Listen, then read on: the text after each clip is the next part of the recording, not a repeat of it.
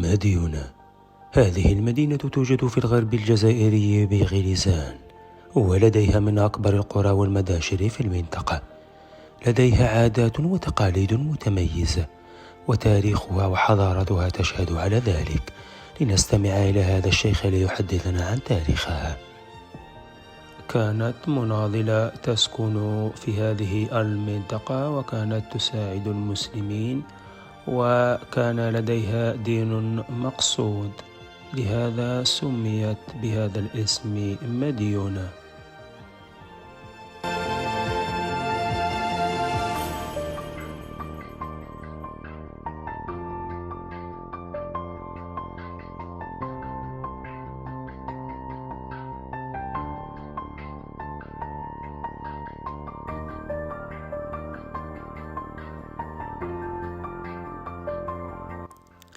نعم، مرحبا بكم في مدينة المناظرة، والتي تتميز بعاداتها وتقاليدها.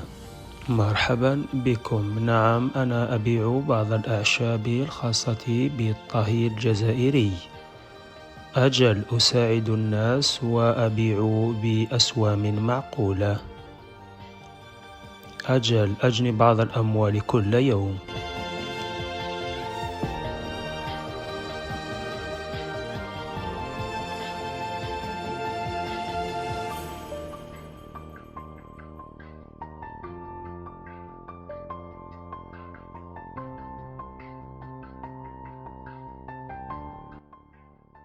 أنا حاليا متواجد بغابة سيدي السيد، التي تبعد بعض الكيلومترات عن مديونة، وهي من أشهر المناطق السياحية هنا.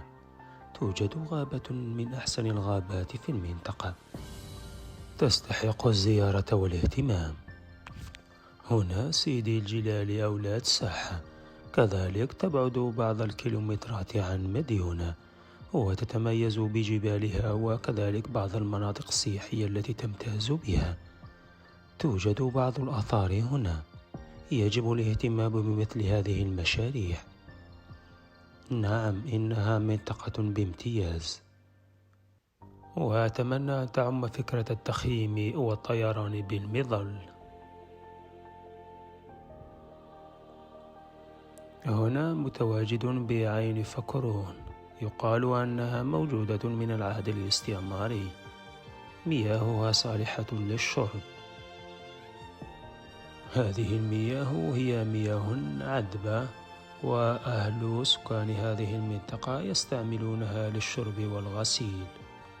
أجل، إنها من أحسن المياه الموجودة في هذه المنطقة، وأحسن من المياه التي تباع في المحلات. هنا كما ترون توجد آثار قديمة يجب الاهتمام بها.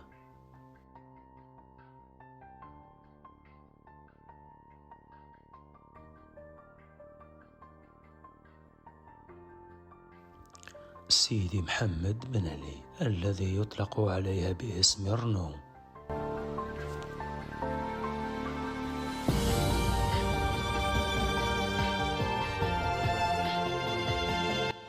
نعم، مرحبا بكم. أنا أبيع الخبز في هذا المكان كل يوم. أجل، أخي برفقتي هنا. أبيعها بأسوام معقولة وأساعد الناس. أجل، أدرس جيدا وأحلم أن أكون صحفيا مثلك. مرحبا بكم. نعم، كما قال أخي، أساعد الناس. أبيع تقريبا 50 واحدة في اليوم. أجل، أدرس جيدا وأنا أساعد المنزل وأمي على بعض الأموال. شكرا لكم.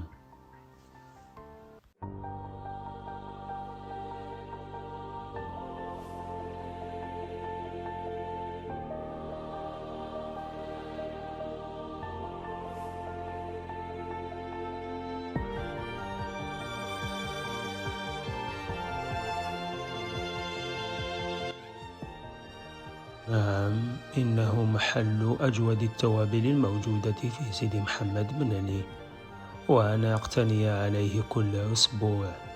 نعم، يبيع بأسوام معقولة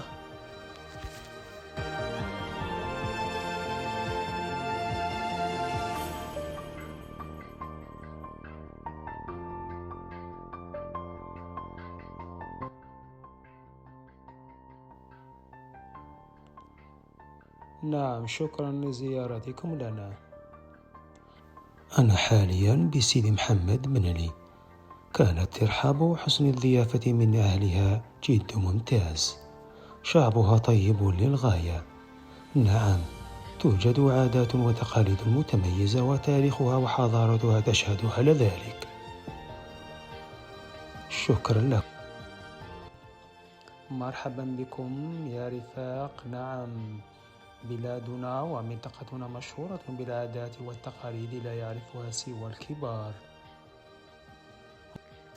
نعم، سميت بيرنو لأن هنا كان في العهد الاستعمار الفرنسي يقيم شاب فرنسي، لهذا أطلق عليها باسم رنو. أجل، إنها منطقة شبه فرنسية. نعم أجل، كما حكى لكم الشيخ، سميت بيرنو لأن هنا في عهد الاستعمار الفرنسي كان يقيم شاب فرنسي. أجل، إنها منطقة سياحية. شكرا لكم.